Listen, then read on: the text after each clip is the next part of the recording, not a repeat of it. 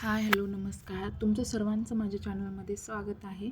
मी दुपारी 3 वाजता शेतात गेले, पण मला शेतातला व्हिडिओ घ्यायला विसरले. म्हणजे शेतातला आनंद, म्हणजे ते वातावरणाचा आनंद घेण्यामध्ये व्हिडिओ काढायचा विसरले. पण संध्याकाळी 6:30 वाजता मला आठवलं की मी शेतातला हा व्ह्यू घ्यायचा विसरले. मग नंतर मी घेतले थोडंसं. घेतल्यावर मग तसं ब्लर दिसत असेल कदाचित तुम्हाला. नंतर पप्पांनी मी आज तुरीच्या शेंगा वगैरे शिजवल्या. वाफेतले कसे शिजवायचे पप्पा मला सांगत होते, तीही प्रोसेस मी तुम्हाला रेकॉर्ड करायची विसरले. मग शेवटी आठवलं तेव्हा हा व्हिडिओ घेतला. मग नंतर गेले त्या दिवशी पण मी पप्पा शेतात गेले होते, पण तेव्हा मी हा व्हिडिओ केला. पण मला म्हणजे अपलोड करायला उशीर झाला. म्हणजे मला टाईम नाही भेटला. गावाकडे गेले की असं जे असते ना. मम्मीला माहिती होतं मला बिबे वगैरे आवडतात. मग पप्पांना बिबे आणायला लावली होती. पप्पा मी जाण्याच्या आदल्या दिवशीच आणून ठेवले होते. बिबे भाजून पण छान लागतात, ओले असताना भाजून, आणि मग नंतर ते सुकले की वाळून मस्त लागतात, टेस्टी लागतात, असं भारी वाटतं खायला. तुम्हाला तुमच्याकडे आहेत का नाही मला सांगा कमेंटमध्ये. बस पप्पा आणि काकाची आणि आमची शेती जवळच आहे, एकच दुरा लागून. मग त्यामुळं म्हणजे वेळामुळा वगैरे करताना काही म्हणजे असं खूप एन्जॉय वगैरे करायचो आम्ही लहान असताना.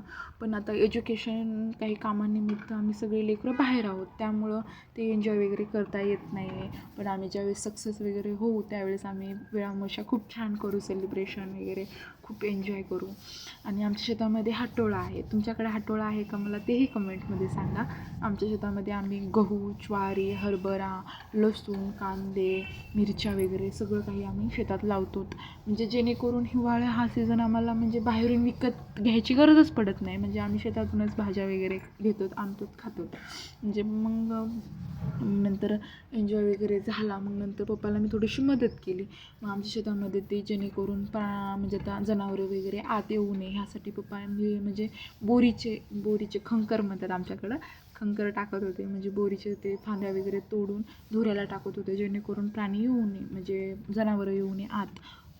पप्पाला मी थोडीशी मदत वगैरे केली. मग नंतर मग मम्मी म्हणली की तू आता जाणार आहेस ना, त्यामुळं मग भाज्या वगैरे तोडू आपण.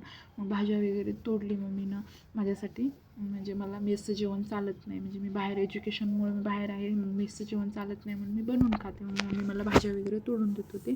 मी असं मस्त व्हिडिओ वगैरे करत होते. म्हणजे असं भारी वाटलं.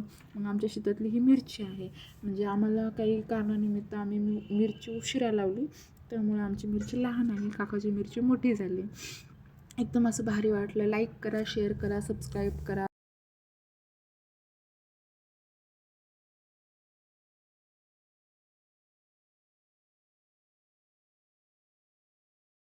थँक्यू.